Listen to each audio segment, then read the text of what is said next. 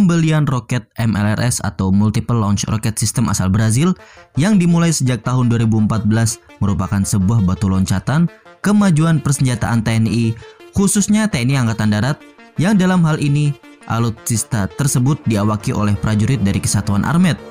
Dan sampai sekarang, roket buatan Brazil ini menjadi alutsista paling modern dan paling canggih di jajaran alutsista artileri medan lainnya.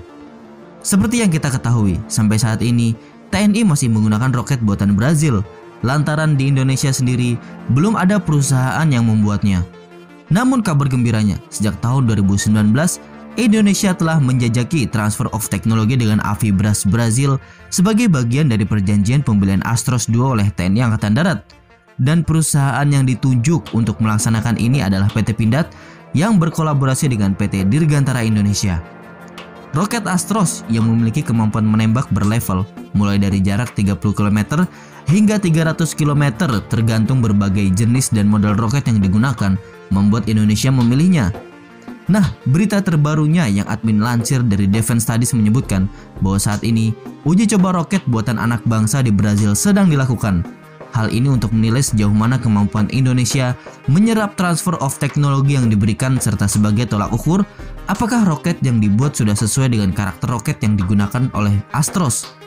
Dubes RI Brasilia, DF Bapak Edi Yusuf didampingi oleh Atase Pertahanan KBRI Brasilia, DF Kolonel Penerbang HS Romas menerima tim monitor dan evaluasi dari Kementerian Pertahanan RI Kolonel Tek Dedi Laksmono SESTMM dan Letkol Laut T Doni Nainggolan yang datang ke Brasilia DF dalam rangka memantau uji coba roket kaliber 122 mm yang dibuat oleh putra-putra bangsa Indonesia yang merupakan tenaga ahli di PT Pindad maupun PT DI. Pada uji coba penembakan roket yang dilaksanakan di Formosa, kota kecil yang terletak di arah timur Brasilia berjarak kurang lebih 90 km, telah ditembakkan 5 roket dari 10 roket yang dibuat. Target dari pelaksanaan tes tersebut adalah mengecek jarak jangkauan yang diharapkan lebih dari 30 km. Pada percobaan tersebut, semua roket mencapai jarak lebih dari 31 km.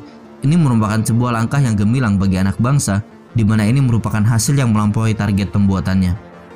Program ini merupakan bagian dari kerjasama antara Avibras dengan Kementerian Pertahanan yang wajib memberikan transfer of teknologi kepada Indonesia sebagai bagian dari kontrak pembelian Astros Mk2 yang dibeli oleh TNI Angkatan Darat. Kedepannya, riset akan terus dilakukan oleh Indonesia untuk memproduksi massal, meningkatkan jangkauan tembakan, serta meluaskan collateral damage dari roket ini. Dan pada akhirnya, sesuai harapan kita, di mana semua keperluan TNI dapat kita penuhi di dalam negeri saja dan bahkan kita dapat mengekspornya ke luar negeri. Nah, bagaimana menurut kalian menanggapi berita ini? Cukup sekian dulu video kali ini. Silahkan sampaikan pendapat kalian di kolom komentar. Terima kasih.